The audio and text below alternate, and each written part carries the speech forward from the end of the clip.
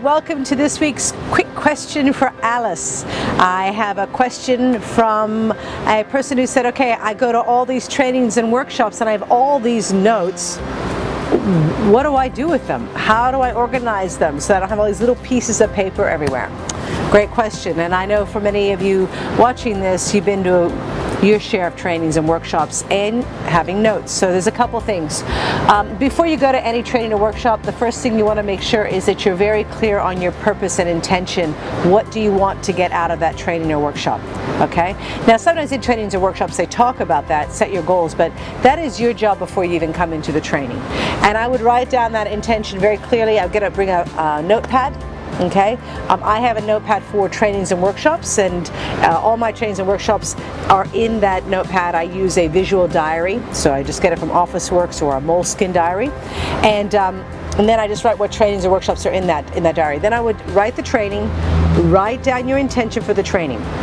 Then what you do is in the training, what you're going to do is you've got your A4 sheet of paper, you're going to draw a line right down the side here. And as you take notes on this little part where this line is written, you're going to maybe put a star, or you're going to put the next step you're going to do, okay? It might be a phone call you need to do, it may be the word research, it may be action on Monday. So as you're taking your notes, you're also taking your action steps on the side of your notes. All right, so already two things. So you're going to have your purpose and you're going to set up your sheet properly. The other thing you're going to do is before you go to sleep the night of the training, okay, or the workshop, I want you to read through your notes one more time. It's really good for your brain, gets it into, really kicks in the long-term memory there. So I want you to read through your notes again. Again, it's so good for your mind, recapitulate the whole day. And then the next thing you're going to do is you're going to take your notes at the end of the workshop, and you're going to say, okay, what are the top 3 action steps from that workshop?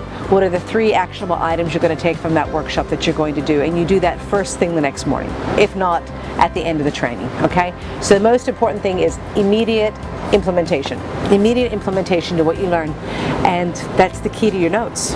All right, if you have little pieces of paper, put them into the notepad. Don't have any little pieces of paper lying around. Get them into that notepad, and then what you have is you have a notepad with all your trainings in them, and you can put the titles, as I said, on the notepad. Okay, and that way you keep track of the thousands of hours that you'll spend learning and growing and developing yourself.